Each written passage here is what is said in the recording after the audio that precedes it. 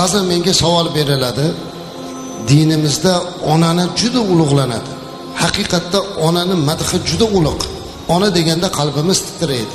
Ona deganda ko'zimizga yosh keladi. Ona deganda mushtipar onamiz ko'z oldimizdan o'tadi. Payg'ambarimiz alayhisalom ham 3 marotaba avval onangga keyin otangga yaxshilik qil deb o'rgatganlar.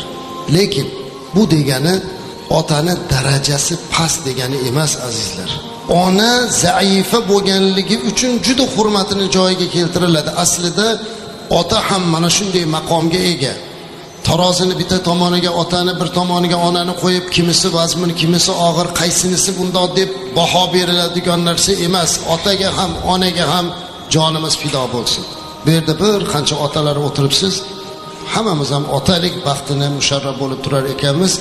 Bu ham bir baxt ekanligini doim yodimizda tutishimiz kerak va yoshlardan men o'tinib iltimos qilaman.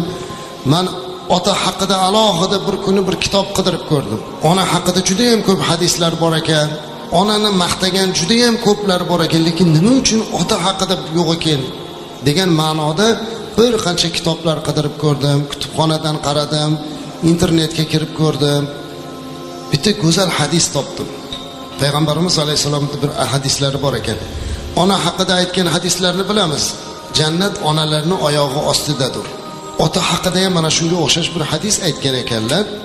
Rasulimiz aytibdilarki, ota jannatning darvozasi, xohlasang uni ochib kirib ol, xohlasang yuzingga qarshi yopib ol degan ekanlar.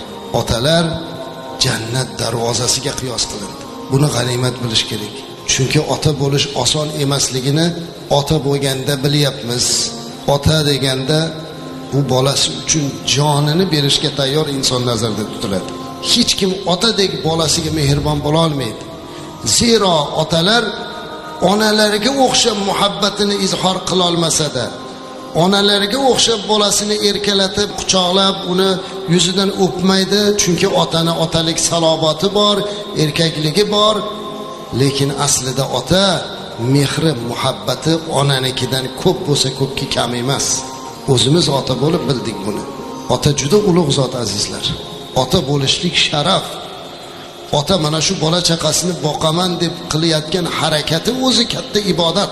Chunki Hazrati Alidan, payg'ambarimizning kuyovlaridan so'ragan ekanlar, siz uchun eng sharafli o'lim qanaqa o'lim topishni xohlardingiz deganda, birinchisi vatanimni, yurtimni himoya qilib o'lishni xohlardim. Ikkinchisi bola chaqamni boqaman deb tijorat mollarimni orasida o'lishni xohlardim degan ekan. Qarangki, bu ham sharaf ekanligi. Kim ertalab bola chaqani boqaman deb ko'chaga chiqib ketar ekan erkak kishi, halollik bilan, qiyinchilik, mushkil bilan bola chaqasini boqishlik uchun qilayotgan harakatini o'zida savob bor. Lekin ba'zan hayot bo'lib turgan otaga e'tiborsizlik qilayotgan farzandlarni ham biz domla bo'lib ko'ryapmiz azizlar. Hozirgi kunda hayot bo'lgani bo'lsa, uni qadriga yetib, uni qo'lini o'pib, yuzidan silab, otajonim, meni deb qaddingiz bukildi, meni deb sochi soqolingiz oqardi, sizga men nima xizmat qilsam ko'yingizni topaman ekan degan sa'iy harakatda bo'lmoqligi lozim har bir farzand. Qolaversa, ota bo'lib turgan azizlarimiz o'zlarini mushkul, mashaqqatli, qiyin zahmatlari uchun ko'p o'kinmasinlar. Albatta bu qilingan har bir zahmat uchun savob bor.